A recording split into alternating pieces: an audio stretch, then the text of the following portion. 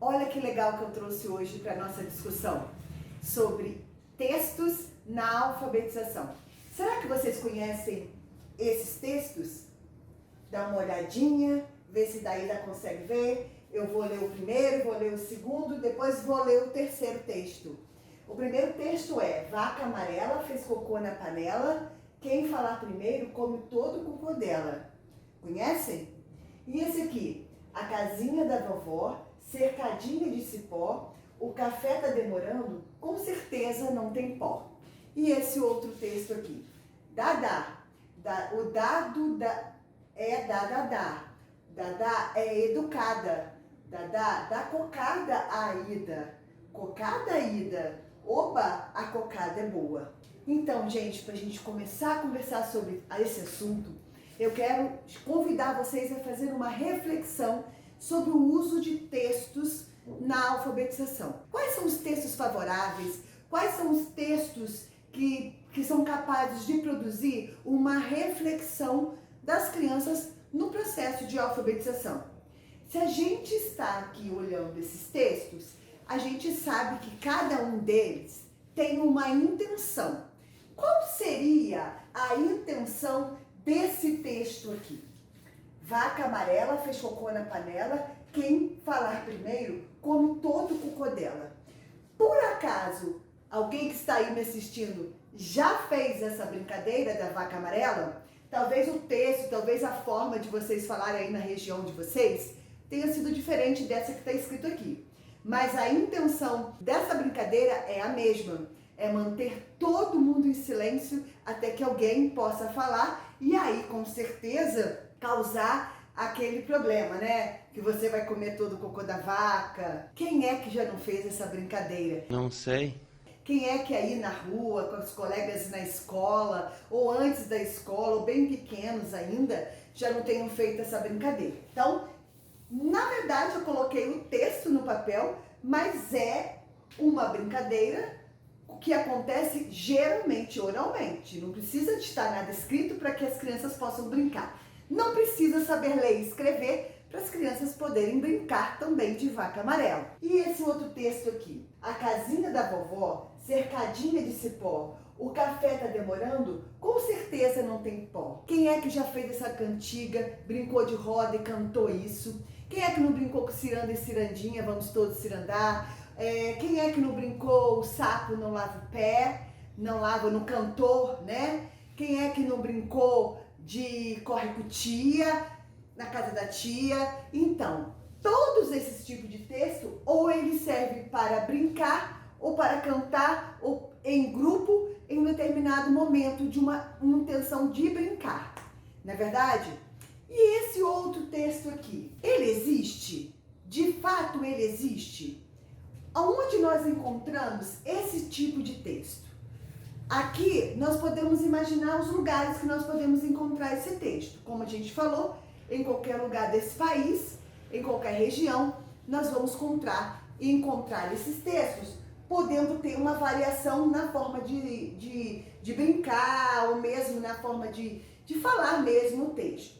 Mas quando nós nos deparamos com esse texto, aonde de fato nós os encontramos? Ainda os encontramos? Sim, ainda os encontramos. Mas aonde de fato a gente aqui encontra esse texto? Bom, pelo que eu sei, pelo que eu já vivi nesses anos que eu já tenho, o único lugar que eu encontro esse texto é dentro de uma cartilha. E aonde está a cartilha? Dentro da escola. Esse texto aqui, ele tem uma finalidade. Eu falei aqui de brincar, de cantar, de se divertir, de fazer brincadeiras. E esse texto aqui, será que tem intencionalidade? Será que o autor desse texto teve uma intenção ao fazê-lo? Evidentemente que sim. Nós sabemos que quando um professor, um autor, faz uma cartilha e faz um texto desta natureza, ele está claro ali pra gente a intenção dele. Se nós olharmos bem para esse texto, nós já vamos imaginar que é um método, vamos dizer assim, silábico. Porque o que me apresenta a família silábica aí da letra D. ou pode ser um outro tipo de método, mas a base desse método é o método silábico. Então, nós estamos na família D. Então, observe o controle que o autor teve ao escrever esse texto. Quando ele diz, o dado é da Dadá, Dadá é educada, Dadá dá cocada a ida, cocada a ida, oba, o cocada boa. O que nós percebemos quando nós vemos esse texto? Que as crianças que estão sendo alfabetizadas com este método, ela já conhece, ou já foi apresentado a ela a letra B, né, com as vogais, com certeza, a letra B, a letra C, estamos então na letra D. Nenhuma palavra aqui causaria para essas crianças espanto, surpresa, porque aparentemente todas conhecem a letra B e a família silábica da B, do B e a família silábica do C. E no caso está trabalhando a família silábica do D. Eu não estou, a intenção desse vídeo não é julgar qual é o melhor, qual é o pior. É fazer uma reflexão naquilo que seria mais interessante para o aprendiz, para a criança. O que seria mais interessante para ela, dela saber? O que daria mais possibilidades para ela, para expandir o seu conhecimento do sistema de escrita?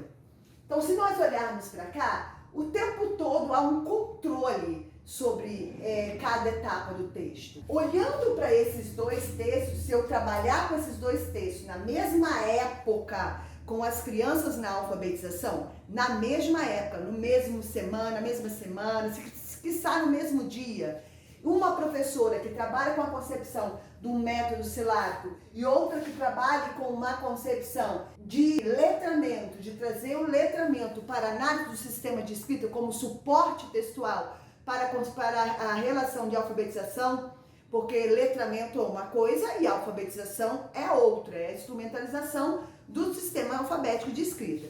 Uma professora que utiliza esses textos, ela tem uma visão diferente do processo de alfabetização. Mas aí vamos perguntar, será que todas que alfabetizam dessa forma, será que não dá certo? Bom, se nós pensarmos bem, falando em método, foram muitos anos, até séculos passados, a gente já utilizava o método silábico na questão da alfabetização.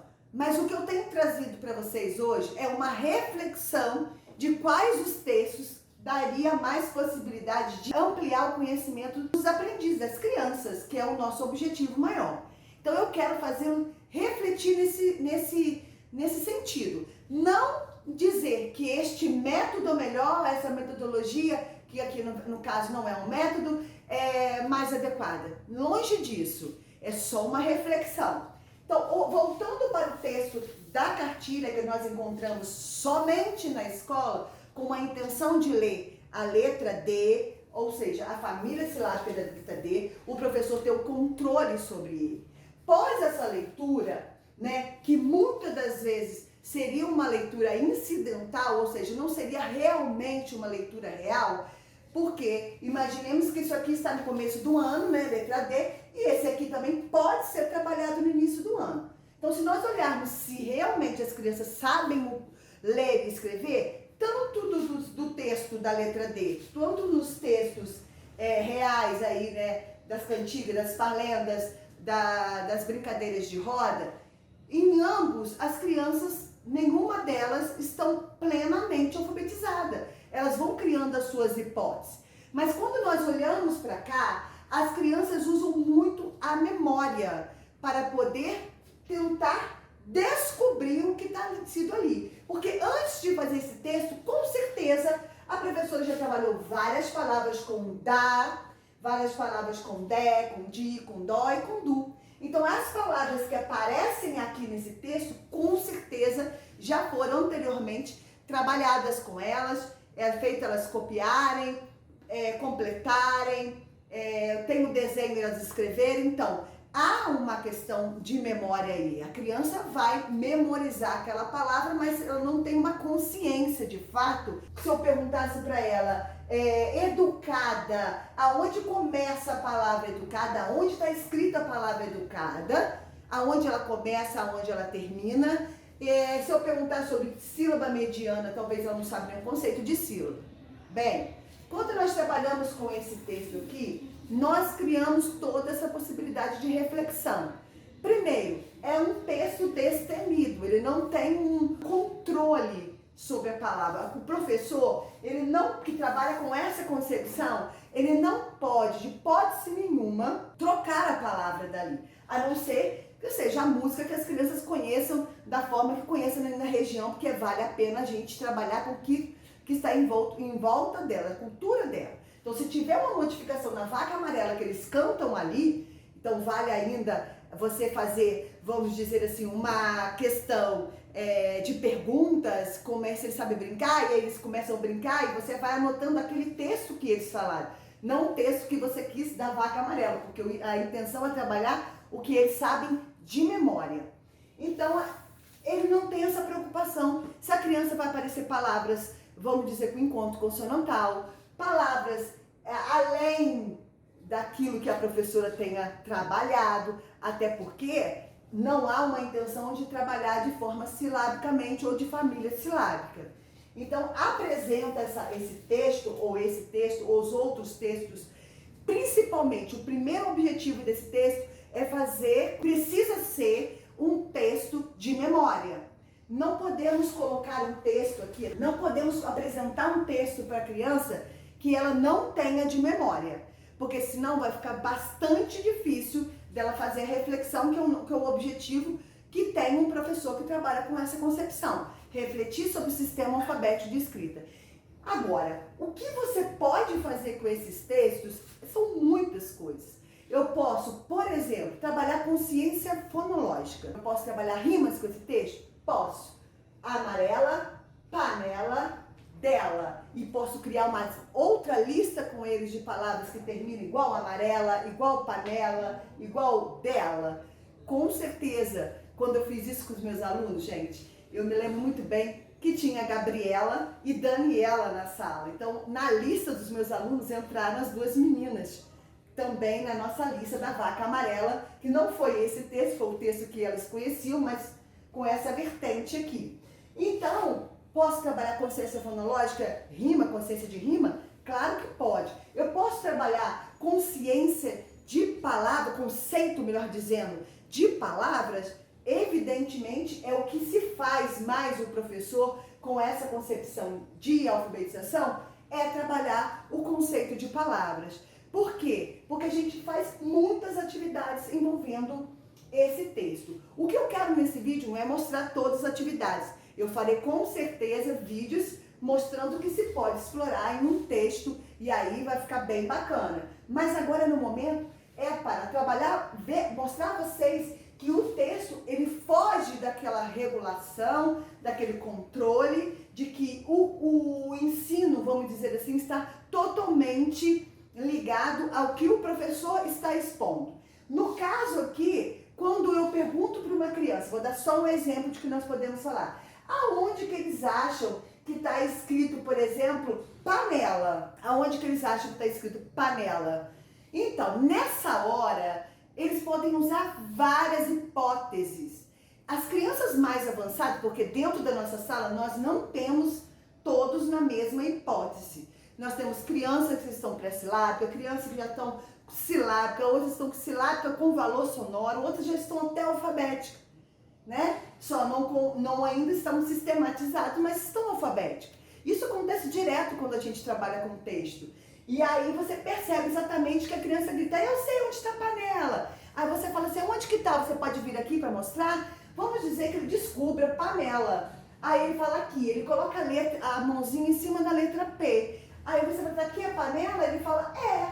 Eu falei assim, mas por que? Olha a pergunta, o professor não dá resposta, o professor faz pergunta.